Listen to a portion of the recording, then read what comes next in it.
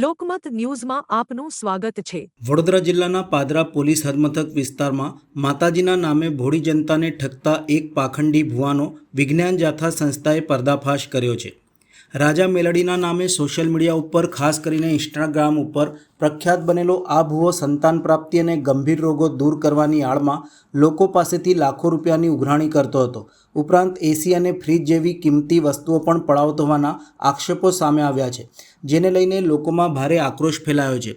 માહિતી મુજબ આ ભુવો લાંબા સમયથી અંધશ્રદ્ધાનો જાળ ફેલાવી લોકોને ભયભીત કરીને પોતાની ચાલ ચલાવતો હતો। વિજ્ઞાન જાથાની ટીમે પાદરા પોલીસની હાજરીમાં દરોડો પાડતા જ તે સ્થળ ઉપરથી ફરાર થઈ ગયો હતો। બાદમાં તે પોલીસ સમક્ષ સ્વયં હાજર થઈને માફી માંગી હોવાનું જાણવા મળે છે। આ ભુવો પોતાને ચમત્કારિક શક્તિઓ ધરાવતો બતાવી અજીબ ગજીબ દાવાઓ કરતો હતો।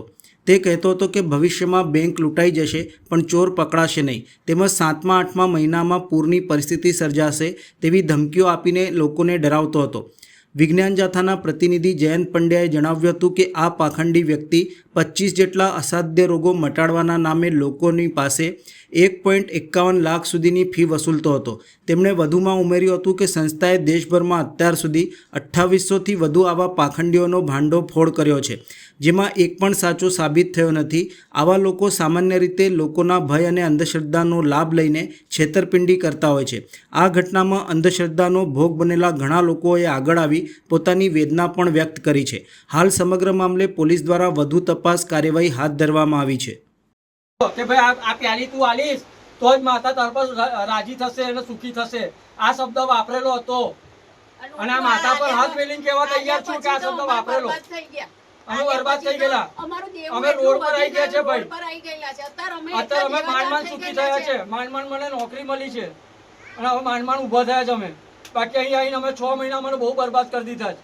પાદરામાં રામનગર વિસ્તારમાં છેલ્લા 10 વર્ષથી ઘરમાં માતાજીનો મઠ બનાવી લોકોના દુર્દર્દ મટાડવા, 25 પ્રકારના રોગ મટાડવા, અસાધ્ય રોગ મટાડવા, કેન્સર મટાડવા, સંતાન પ્રાપ્તિ વગેરે દાવા કરી અને રૂપિયા 1000થી માંડી 11000થી 1,51,000 રૂપિયાની ફી વસૂલતો હતો। માતાજીનો ભયને ડર બતાવતો હતો। આ ભૂવો છે તે માતાજીને અમુક વ્યક્તિઓ પોતાની માનતા નામે દારૂ પણ ધરતા હતા તેવી પણ હકીકત અમારી પાસે આવી છે। તો અમે અનેક લોકો છેતરાણા છે। ફ્રીજ લઈ દો, ચાંદીના ગ્લાસ લઈ દો, માતાજીની ટેક રખાવે, જુદા જુદા વાર ભરાવે, રવિવાર, મંગળવાર, ગુરુવાર ભરાવે અને એક જાતની દુકાન ખોલી હતી। વિજ્ઞાન જાથા આજરોજ રૂબરૂ આવતા પાદરા પોલીસ સ્ટેશન સાથે રાખીને ફરાર થઈ ગયો છે। પોતાને માતાજી અત્યારે કોઈ પણ પ્રકારની મદદ કરી નથી અને આ ભૂવો જે બોલતો હતો અને લોકોને ભરમાવતો હતો એ પોતે જ ભાગી ગયો છે। લોકોએ આમાંથી બોધપાઠ લેવાની જરૂર છે। અમે લોકોને અપીલ કરી કે હિન્દુ, મુસલમાન કે ક્રિશ્ચન કોઈ પણ આવા ઢોંગી હોય તો એને ખુલ્લા કરી હિંમત રાખીને ફરિયાદ કરવા આગળ આવે તેવી જાથા અપીલ કરે છે। કેવા કયા પ્રકારની ફરિયાદ મળી હતી આપને? અમારી પાસે જે હકીકત આવી છે સંતાન પ્રાપ્તિ છે, બીજું લોકોને ભાઈને માતાજીનો ડર બતાવીને 51,000 રૂપિયા ફ્રીજ લઈ દેવું છે, પોતાના વસ્તુ સાધનો વસાવવાના છે, વાહન ખરીદી કરતો હતો। આ બધીને માતાજીનો ડર ને ભયના નામે લોકોની પાસે વસૂલતો હતો। બેંક લૂંટશે તો તેનો ચોર પણ નહીં પકડાય તેવું પોતે એવો પણ ધૂણતા દાવો કરે છે। ધૂણવાવાળા અને સવારીવાળા આખા ભારતની અંદર અમે 2800થી વધુનો પર્દાફાશ, એક પણ સાચો નથી નીકળ્યો। આ ઢોંગીનો એમાં ઉમેરો થયો છે। આ ઢોંગી સંપૂર્ણ ખોટો છે અને એનો જરા પણ વિશ્વાસ ન કરવો। પોતે બેંક લૂંટે તો એનો ચોર પણ પકડાય નહીં એવો દાવો કરે છે। આ ધૂણવાવાળા તમામ માનસિક બીમાર કે સંપૂર્ણ ઢોંગી હોય છે એટલે લોકોએ એના પાસે ભરોસો ન રાખવો તેવી જાથા અપીલ કરે છે। નમસ્તે, હું જીતેન્દ્ર પ્રજાપતિ, હું બરોડા રહું છું, હાલ પાદરાનો જ વતની છું અને મને આવી રીતના અહીંયા આગળ હું આવતો હતો કે ભાઈ ચાલ આવો આપણું કંઈક ભલું થાય। અમે એવી આશાએ આવતા હતા કે કદાચ આનું આટલું બધું નામ છે તો આપણે કંઈક કામ કરી આવીએ। તો મેં આવતો હતો, એમના પગે પડતો હતો, બધું કરતો હતો। તો એક દિવસ એમને ધૂણીને એવું કીધું કે બેટા મને તારો ચાંદીનો ગ્લાસ જોવો છે પ્યાલી માટે દારૂ પીવા। તો આ પ્યાલીનો ચાંદીનો ગ્લાસ મેં મારી વાઈફ તે વખતે પેલું માસિક પીરિયડ જે આવે છે લેડીઝને એ ટાઈમ પર હતી એટલે એ ટાઈમે મેં જો ઝઘડો કર્યો કે ચાંદીનો ગ્લાસ આપણા ઘરમાં છે તો તું લાય, માતાએ માગ્યો છે, કદાચ આપણું ભલું થઈ જાય। એટલે મેં મારી વાઈફ જોડે ઝઘડો કરીને આ ગ્લાસ મેં ઘનશ્યામ ભુવાજીને આલ્યો હતો અને ઘનશ્યામ ભુવાજીએ ધૂણીને એવું કીધું કે જા બેટા તારું ભલું થઈ, પણ મને બહુ દુઃખી થઈ ગયો। ત્યાર પછી મારી બહુ જ ખરાબ પડતી આવી, મારા ઘરમાં ચા મેળવાની બી પોફા હતા।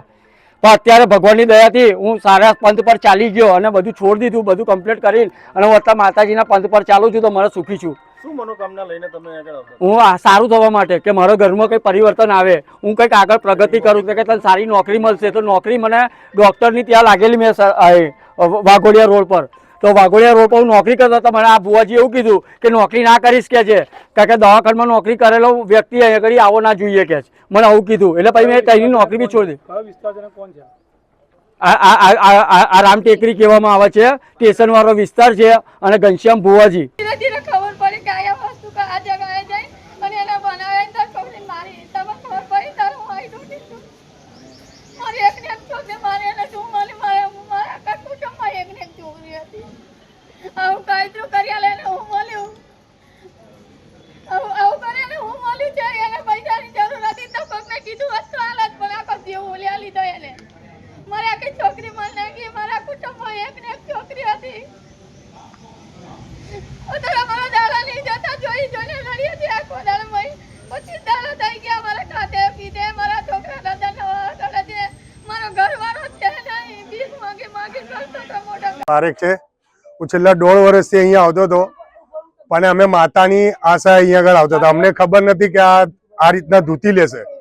એવન હું મારી ગાડી બી એમને જઈ ડાયરા થતા હતા ત્યાં હું એમને લઈને બી જતો હતો. વગર ની પૈસાની આશાએ હું એમની જોડે ફરતો હતો. પણ છેલ્લે એવું જાણવા મળ્યું કે આ ભાઈના થોડા ધંધા અવરા છે.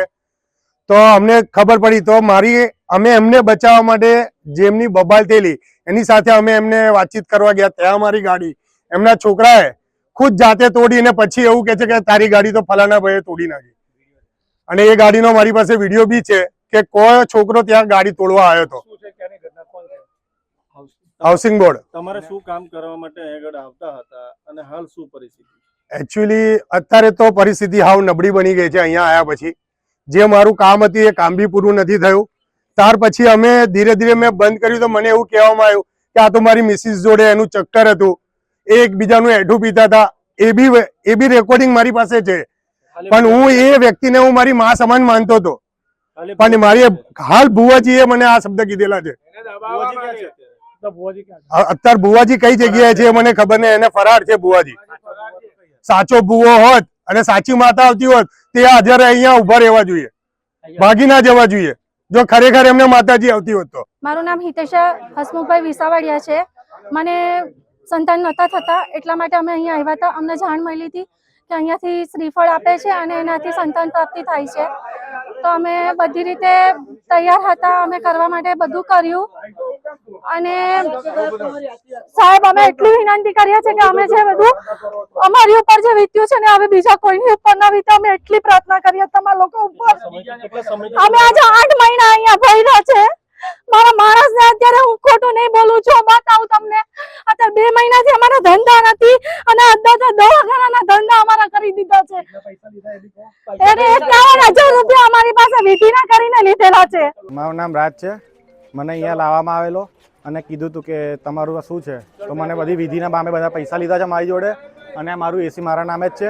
અને મેં મારી પાસેથી એસી લેવડાવ્યું હતું અને 3 લાખ રૂપિયા લીધા છે મારી જોડેથી. ચાંદીની 3 બુટ્ટી જે પાયા લાવે એ બી લીધેલા છે મારી પાસેથી. કોણ છે અને ક્યાંની ઘટના છે?